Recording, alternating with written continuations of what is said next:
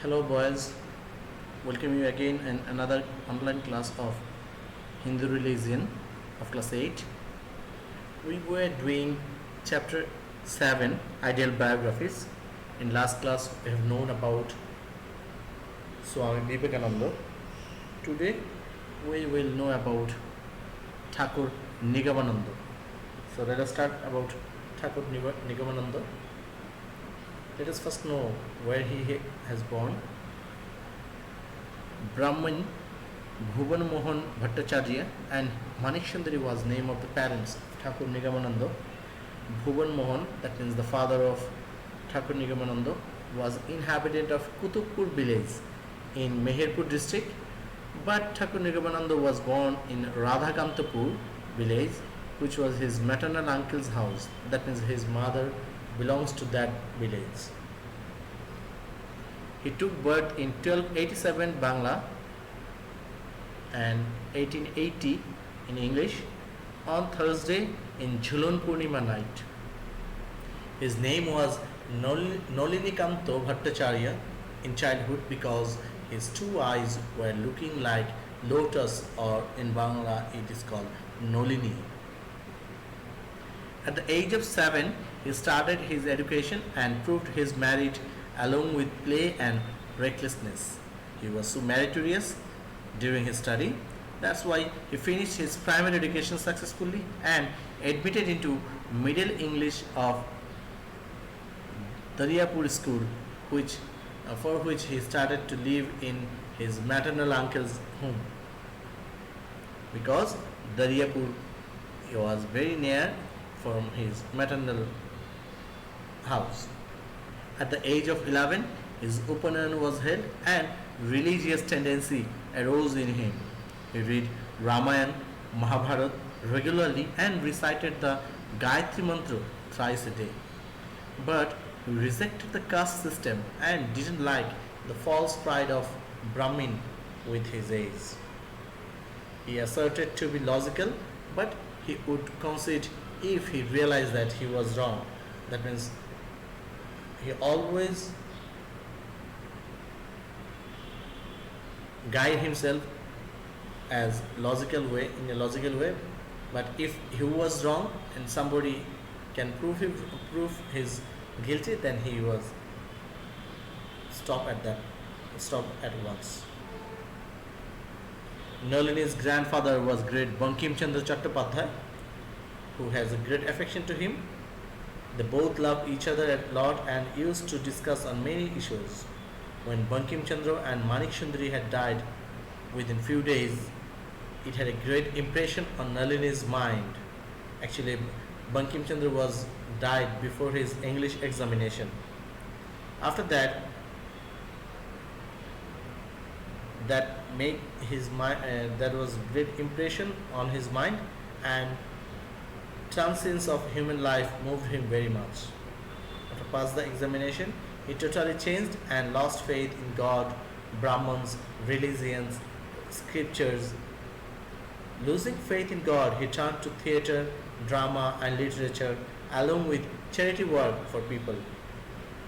He used to treat people irrespective of religion and race. That means there was no difference for him of different religion and different caste. He advanced alone for the cremation of dead body when nobody was found to do their work, for which his father had to listen many things from neighbors. So his father decided him to get married. Became very worried at Nalini's behavior. His father Bhuvan Mohan decided to get him married to keep him in family. His wife's name was Sudhanshu Bala, who was a daughter of Vidyanath Mukherjee of Halishahar. At that time, Nalini's age was 17 and Sudhanshu Bala was 12 years old. After marriage, Nalini decided to get higher education, and after taking his father permission, he admitted into Dhaka Collegiate School. After studying here for some days, Nalini took admission to Surveyor School of Dhaka because there was a trend of that time that if he can pass from that school or institution, he might got job for sure. After passing from surveyor school, Nalini returned to his village and started teaching in Kutubpur school. After some day, he joined Dinaspur government office as an overseer, but he changed this job as in this job he has to cheat others. He again joined the at state of Jamindar at Kolkata and started to live at Kolkata. That time, his wife became pregnant and sent to her country home. There, she gave birth of a baby girl who died in a few days, and after suffering from several days, Nalini's wife also died. This incident hurt Nalini a lot, so he lost all attraction of family. He left the job from state of Jamindar. Often he saw the spirit of his wife and thus he started to study about afterlife for wanting the mystery. Once he met Umananda Paramhansa who said him that wife are part of Adya Shakti or Mahamaya. So we have to sacrifice to attain that Adya Shakti. Then Nalini visited holy place Tarapit at Birbhum where he met the great saint Bamakhapa who gave him the mantra of Matara and said to worship. Satisfied on his worship, Matara appeared in front of him as his wife but disappeared when he about to touch her. He wanted to the difference. He wanted to know the difference between goddess and human being from Bamakhapa and he replied that Nalini could realize the mystery by worshipping knowledge after achieving knowledge from a guru. Thus, Nalini started to search a guru on the advice of Bamakhapa and at last found his guru Sachidananda Paramhansa at Pushkar Tirtha. In Guru's ashram, Nalini studied Veda Vedanta, philosophy and scriptures and Guru initiated him with Vedic Sannyas mantra while he assumed the name Swami Nigamananda Saraswati. He visited many holy places, namely Kashi, Kamakha, the Himalayas, Kokilamukh, etc. and practices yoga worship at these places. Then he started preaching Sat Dharma for the good people and established many ashram, mott at many places of India. He arranged to practice brahmacharya at these places because he felt that if brahmacharya is not practiced earlier stage of life, then later stages couldn't be developed properly.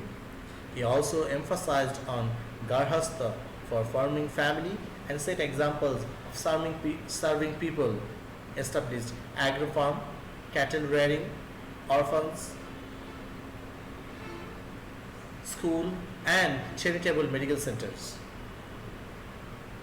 He also published monthly Arya Darpan as his spokesman, which is still published regularly and known as the spokesman of Sanatan religion.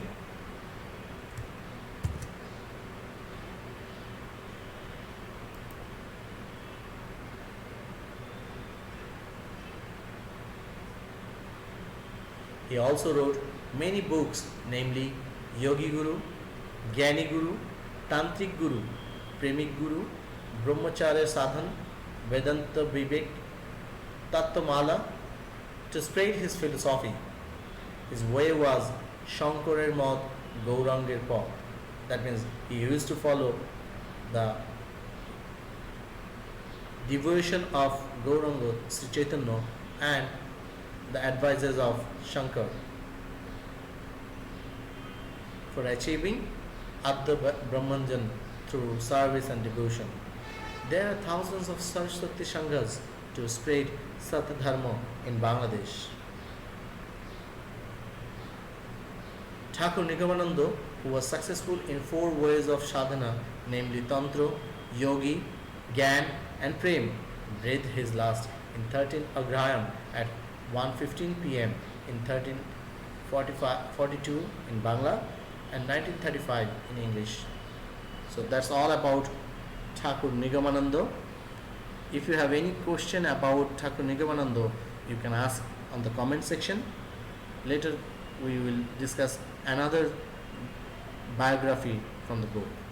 Till then, stay safe at home. Okay, bye. Bye from today.